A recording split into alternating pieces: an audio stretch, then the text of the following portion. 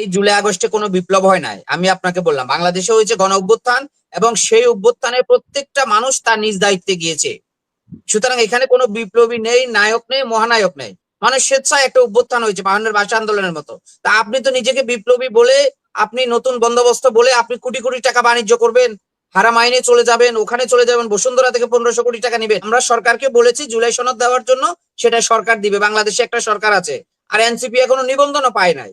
সুতরাং আমরা দেখছি যে ভুলগুলো আমাদের সরকারের পক্ষ থেকেই করা হচ্ছে। কিছুদিন আগে 4টা রাজনৈতিক দলের সাথে বৈঠক করা হয়েছে, বলা হয়েছে যে বাংলাদেশের বড় 4টা রাজনৈতিক দলের সাথে বসেছে, সেখানে এনসিপি কেও নেওয়া হয়েছে, ইসলামী আন্দোলনকে নেওয়া হয়েছে। তো এগুলো কি নাটক না? আজকে যে 5 জনকে ধরা হয়েছে সত্যিকার অর্থে তারা যদি সত্যি চাঁদা নিয়ে থাকে, তাহলে যেন তাদেরকে কঠোর দৃষ্টান্তমূলক শাস্তি দেওয়া হয়। এখানে কোনো দল বিবেচনায় না করে চাঁদাবাজের পরিচয় হচ্ছে সে চাঁদাবাজ।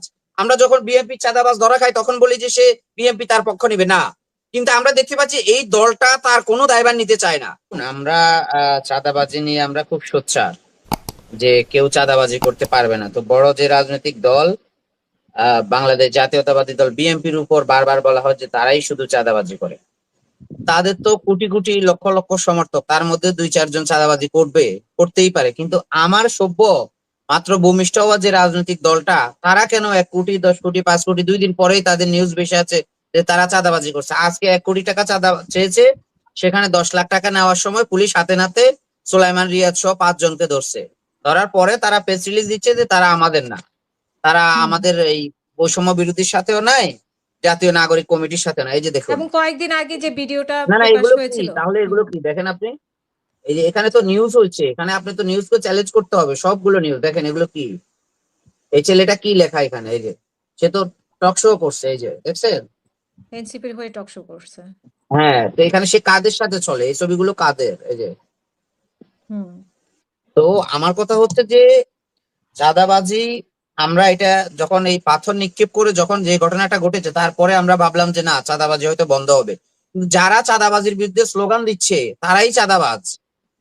এটা আসলে এটা আমরা খুনি হাসিনার সময় দেখেছি। আমরা এই দলটার মধ্যে অর্থাৎ এনসিপি জাতীয় নাগরিক পার্টির মধ্যে স্বৈরাচারের সবগুলো গুণাগুণ আমরা লক্ষ্য করতে পারছি। তারা এক ধরনের ব্লেম গেম খেলছে, আর একদিকে পাকা আওয়াজ করছে অযথা। মানে পায়ে পাড়া দিয়ে তারা ঝগড়া করছে বিভিন্ন জায়গায়, বিভিন্ন কটু কথা বলে। যে নাসিরউদ্দিন পাটোয়ারি একটা আছে যে তার এলাকায় দাঁড়ালে সে মেম্বার হবে কিনা, মেম্বারের জামানত বাদ যাবে, আমি আপনার এই শোতে চ্যালেঞ্জ করলাম। তো সে যদি আরেকজন দলের একটা সিনিয়র লিডারের বিরুদ্ধে কটু কথা বলে, সেটা নিয়ে যদি তাদেরকে মারধর করা হয়, তো সেটা আবার সবগুলো টিভি মিডিয়া ঢালুয়া ভাবে প্রচার করে যে জুলাই যোদ্ধাদের আহত করা হয়েছে। এটা বলবেন না। বাংলাদেশে ধরেন এই জুলাই আগস্টে কোনো বিপ্লব হয় নাই। আমি আপনাকে বললাম বাংলাদেশে হয়েছে গণ অভ্যুত্থান এবং সেই অভ্যুত্থানের প্রত্যেকটা মানুষ তার নিজ দায়িত্বে গিয়েছে। সুতরাং এখানে কোনো বিপ্লবী নেই, নায়ক নেই, মহানায়ক নেই। মানুষ স্বেচ্ছায় একটা অভ্যুত্থান হয়েছে 52 ভাষা আন্দোলনের মতো। তা আপনি তো নিজেকে বিপ্লবী বলে, আপনি নতুন বন্দোবস্ত বলে আপনি কোটি কোটি টাকা বাণিজ্য করবেন, হারাম আইনে চলে যাবেন, ওখানে চলে যাবেন, বসুন্ধরা থেকে 1500 কোটি টাকা নিবেন।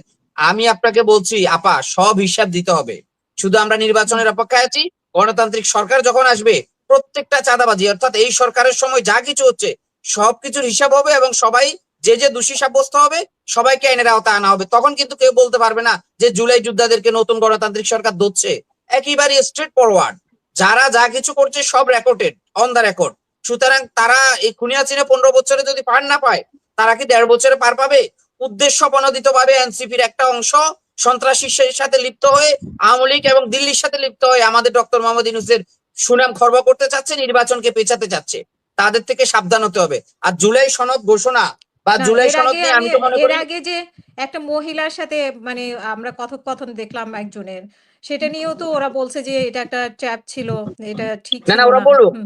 ওরা বলুক, ওরা এখন বাংলাদেশের রাজনীতিতে অপ্রয়োজনীয় জিনিস। সুতরাং এনসিপি কি বলবে না বলবে, আমার মনে হয় এগুলো নিয়ে আমরা আলোচনা না করে আমাদের প্রধান উপদেষ্টা কি বলছেন, আমাদের জি, রাষ্ট্র নির্বাচন সংস্কারের জন্য কি করেছে, আমরা এগুলো নিয়ে আলোচনা করব। জি, এনসিপি যা জুলাই খুশি তা সনদটা করুক। নিয়ে আলোচনা তারা করবেন। ডাকডোল পিটে ডক্টর ইউনূসের বাসা ঘেরাও করবে, সেখানে গিয়ে জুলাই সনদ আজকেই দিতে হবে 1000 লোক নিয়ে। এটা কি মগের মুল্লুক? 20 কোটি মানুষ আপনার ডাকে সাড়া দেয় না কেন? আপনি তো অভ্যুত্থান করেছেন, আপনি তো মহানায়ক। দেখি রাস্তায় আসেন না, একটা ডাক দেন, দেখি কয়জন লোক আপনার সাথে যাবে। যাদেরকে পালছেন এখন, যারা আপনার সাথে যাচ্ছে, প্রত্যেকে খুনি হাসিনার মতো প্রত্যেকে 1000-2000 টাকা দিয়ে দিয়ে বিভিন্ন কাজ পাইয়ে দিয়ে তাদেরকে সাথে রাখা হচ্ছে।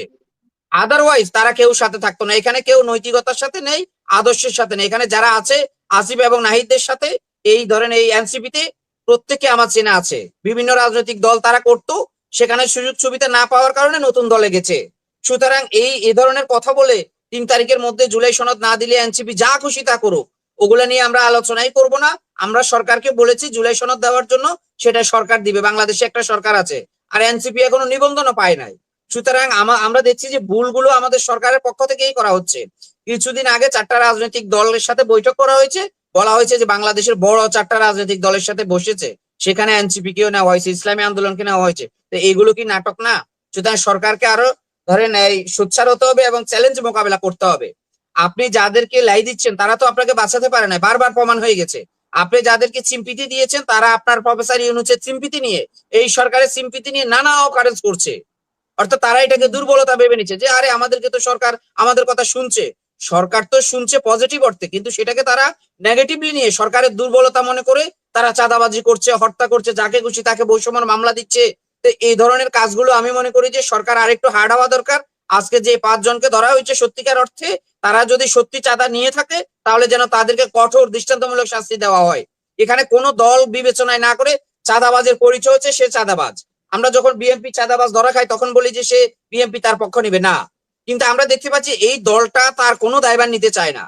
যেই অপরাধের সাথে যুক্ত হয় তার আগে আমরা দেখেছি যে ওই যে একজন দরবেশ সাহেব ছিলেন, তিনি আপনার ওই ইয়ে থেকে এই যে বাংলাদেশে যে পুস্তক প্রকাশনা সেখান থেকে যে কোটি কোটি টাকা নিয়ে গেছে, সেখান থেকে বলেছে না তিনি তো আমাদের দলের কেউ না।